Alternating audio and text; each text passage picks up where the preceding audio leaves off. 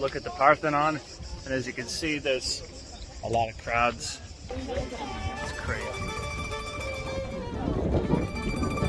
As you move to this area of the Acropolis, you see a lot of restoration work that's been going on. Check this out.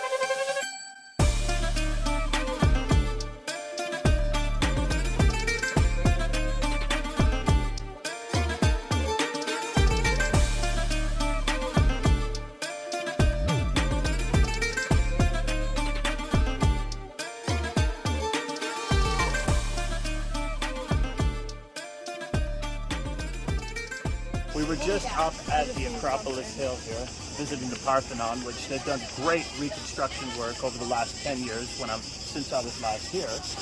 But what's really cool is this over here, Areopagus, which is very famous and is right next to the Acropolis and the Parthenon. You can see right up here, actually, if we keep moving, you see in this direction, straighten that out, that these hills are right beside each other. Now, why this is famous is that to Christendom and biblical stories, we're told that the Apostle Paul, who was Saul of Tarsus, gave this famous sermon here that was about the unknown God. But to the Romans and others, they called this the Hill of Mars. And that's why the name Areopagus, which is like Ares, is connected to this. Zsuzsanna, you ready for this? Mm-hmm. Make this climb. This is nice that they put these stairs in, because when I was last here they didn't have them.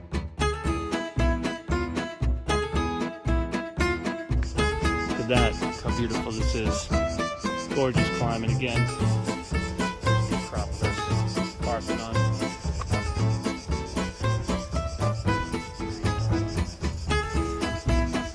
It's beautiful.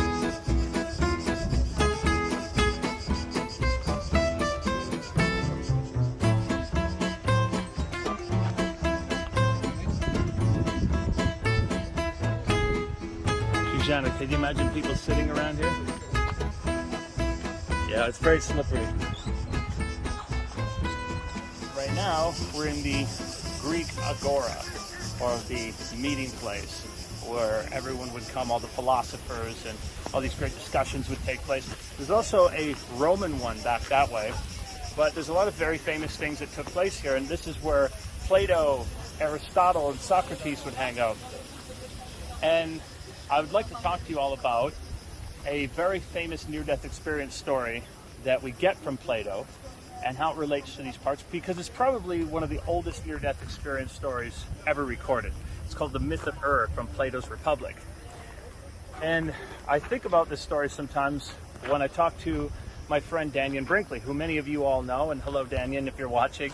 Danyan's been struck by lightning and came back to talk about it and Secrets of the Light and the books and movies that have been made about his life. Well, the story we get from the myth of which is really interesting, is that there was a soldier. He dies in the battlefield. He's found on the 10th day. His body is decayed, and then they have a ceremony for him, like a funeral, on the 12th day, and then they realize that he has come back to life, and he talks about what he saw when he died.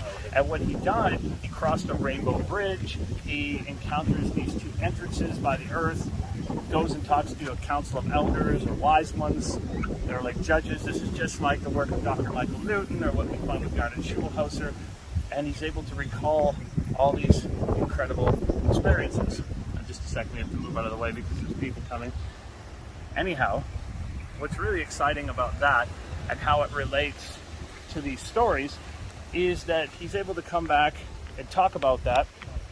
And because Plato puts it in the Republic, a lot of people think it's an allegory or a philosophical story, which of course all these things are greatly philosophical, like the Atlantis story, and they have all sorts of different truths in them, but the actual is always hidden in the literal. Just like when we look at our mysteries, we turn the lock 7 times, right? Well, what's also interesting is we get the story of Socrates, and Socrates met his demise, or his judgment, right here where we're standing in this place, where we're walking around. Is that the story we get is that Socrates, from his theories and ideas that he was putting out, he was accused by the Archon judges of corrupting the Athenian youth, corrupting their way of thinking with his philosophies, which of course he was just questioning the status quo, and they gave him an option.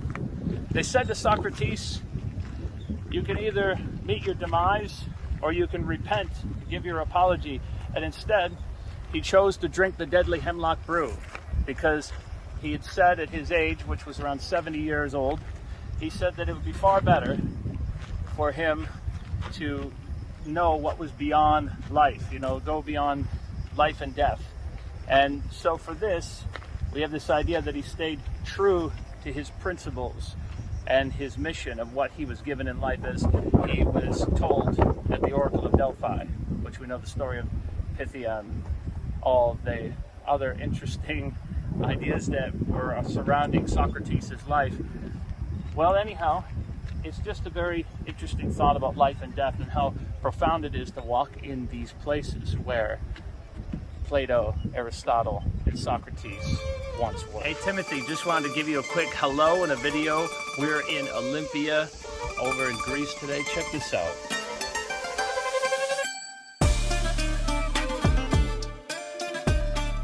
We're in front of the Temple of Zeus in Olympia, and it was famously sculpted by Phidias, and this was one of the 7 ancient wonders of the world. And if you look around here, you'll see that there's all sorts of ruins that surround this place. And that is because, unfortunately, it was destroyed by an earthquake.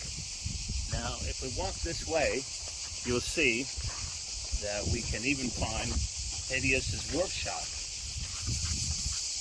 Now walk with us, we'll take you over here. Look at these monuments, pillars, structures, ancient Greek, Koine Greek.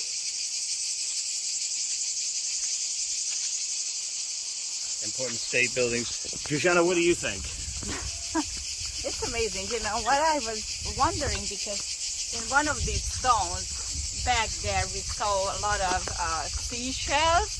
So probably that's the evidence for tectonic movement, what we can see or experience in a lot of ancient places. So it was a very interesting and exciting to me to see.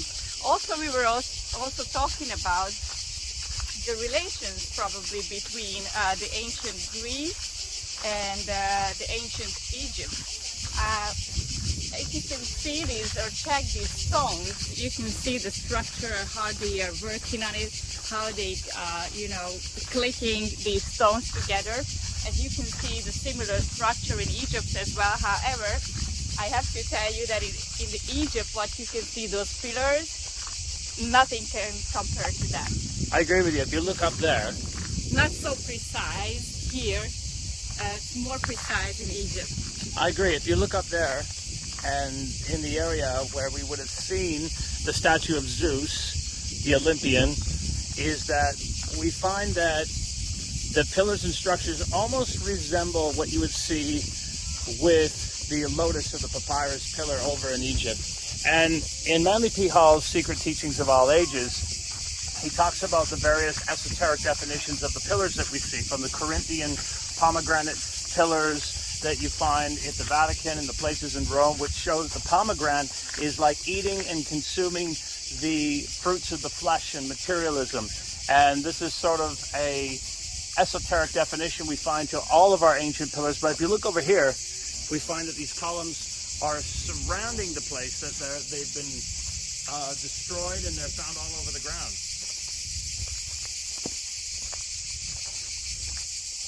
Let's just move over in this section here where we can see more of Phidias' workshop.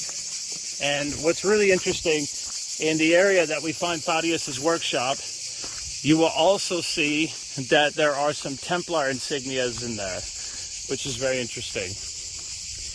That the Templar Knights obviously came to this area looking for clues in the ancient world. And not just clues, but for, the protection and preserving all the secrets, not about just the secrets, but the tradition and the real history. So it means for me that wherever you find these Templar crosses, those are very, very important places from the history of our origins and civilization point of view. Absolutely. And One thing that I have talked a lot about with Timothy Hogan, who's the Grand Master in the Templar orders and these lineages, is that the Templars were really looking to uncover the secrets of Atlantis.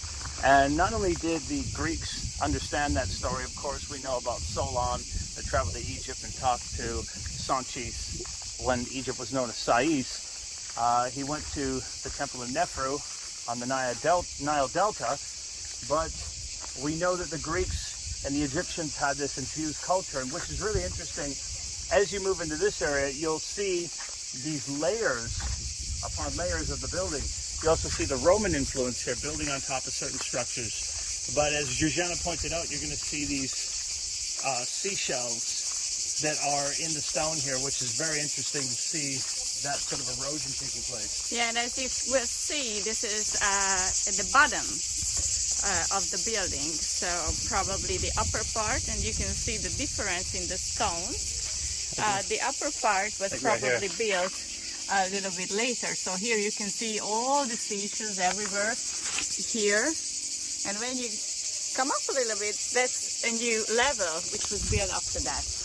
Absolutely. So it's really interesting to see these various layers that we find that they built upon and on top of. And over here some more. But let's just walk in there and check this out. And again, this is in Olympia. See all the olive trees.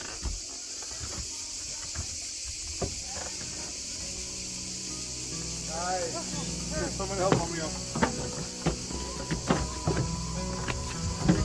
Well, you can do it, honey.